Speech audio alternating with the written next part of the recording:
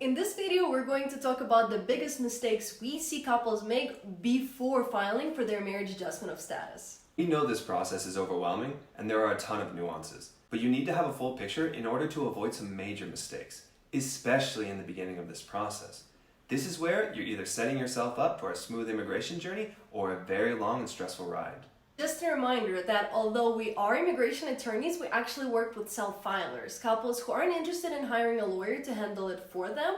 And this channel is a place to learn how to confidently handle your own marriage immigration coming from two lawyers who went through this exact same process. Over the years, we've noticed that generally couples make the same mistakes over and over again, and it happens because of the wrong assumptions that they make. Meaning they think or assume that immigration services should operate in a certain way, and then they are really surprised and frankly disappointed that there is very little logic to how immigration law actually works. Just a quick hint, immigration law can be super counterintuitive and often makes no logical sense whatsoever, and that's why you have to be aware and knowledgeable about the process irrespective of whether you're handling it yourself or through a lawyer. Now, knowing which mistakes to avoid and how to avoid them will lay the proper foundation for your entire immigration journey.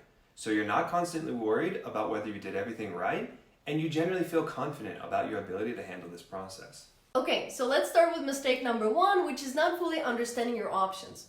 Often couples don't even know that the adjustment of status or applying for a marriage green card from inside the US is possible. For instance, we would get on a call with a couple where the foreign spouse is visiting on a tourist visa. They have 5 days left on the authorized stay, and they tell us how much they want to get married and how they don't want to be separated again. They just want to be together moving forward. So it's obvious they didn't have any immigrant intent when they entered, something many people refer to as a 90-day rule, which you can watch a video we prepared on this topic, and we will briefly touch on this in this video as well.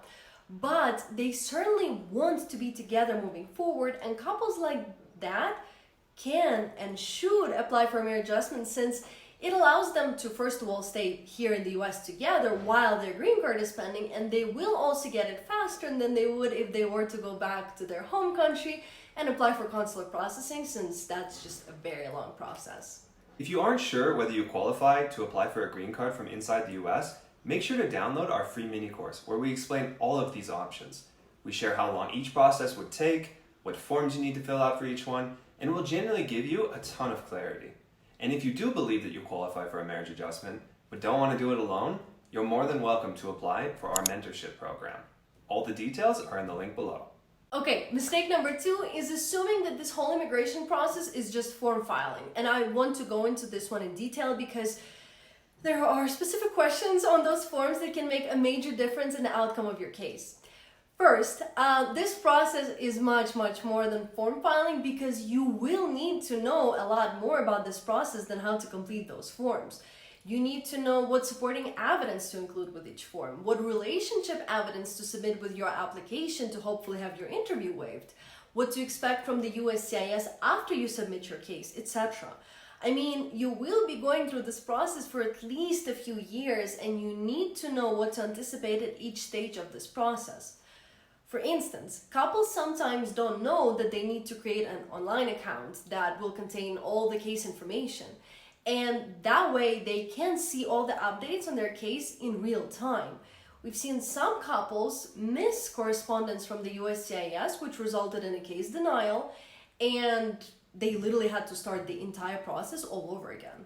Also, I want to look at Form I-45 and address some specific questions, since that's where couples normally make mistakes, especially now that the USCIS added additional public charge questions to this form.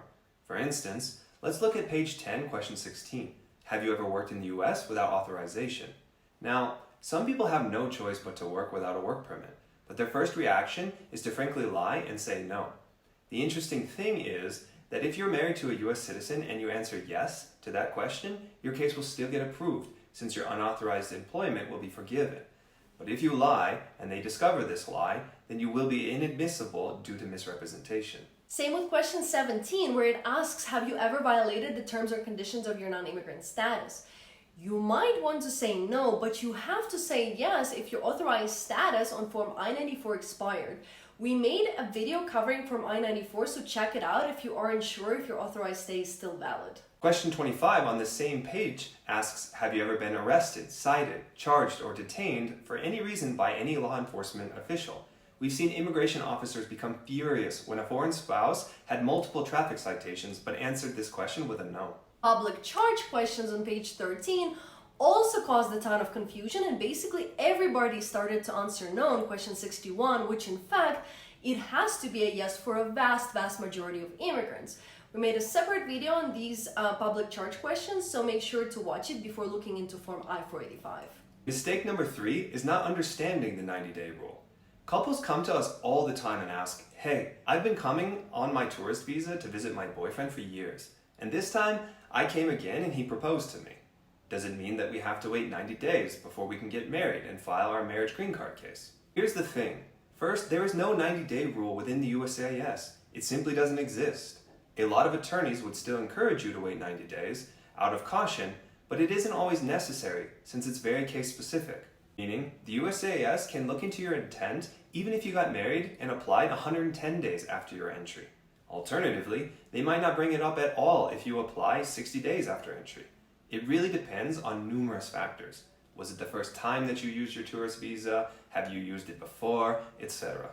Again, this is something we look into when we work with couples through our mentorship, so you are more than welcome to apply through links below. But really, don't overthink it. What's the real difference between 75 or 90 days? None. Just be prepared to explain what happened, why you decided to get married, when you decided to get married, etc. And the final mistake we see couples make is trusting the information that they read online. Here's the thing about immigration. Everything in immigration changes daily, literally. I mean, we have an email notification that we receive from the USCIS every time they have an update, and basically we hear from them every single day. The problem we see online is that some of the articles share outdated and often incorrect information. For instance, sometimes when couples start working with us through our program, they ask if they need to file some random forms like G325A or I-944. I always ask them where they got this information from, and they send us articles that have been published years ago, but they simply updated the date on the article so it seems current, despite these forms being discontinued years and years ago. You see, in our case, we only focus on marriage adjustment of status, and since we work with it every single day, we have up-to-date information on everything that's going on, and we effectively communicate it to the members of our program. That being said, if you are looking for this information, you have to find the latest YouTube videos. A video from even a year ago might be irrelevant today because a year ago, immigration attorneys were encouraging couples not to submit their medical exam with the initial application, but now you have to submit your medical if you want to have your interview waived. If you want to have a smooth immigration experience, make sure to avoid these mistakes and you should be totally good to go. Let us know in the comments if you find this video helpful. Normally, immigrants know other immigrants, so maybe you have a mistake to share that you've heard from someone else, or maybe you made a mistake yourself that you learned from, but please share your thoughts in the comments. And if you feel like you can handle this process on your own, but you're responsible enough to understand the importance of handling this right on the first try, make sure to fill out an application for our Marriage Immigration Method program, where we guide couples through the entire immigration process, all the way from green card through your citizenship. Otherwise, subscribe to our channel and we will see you next week with our new video.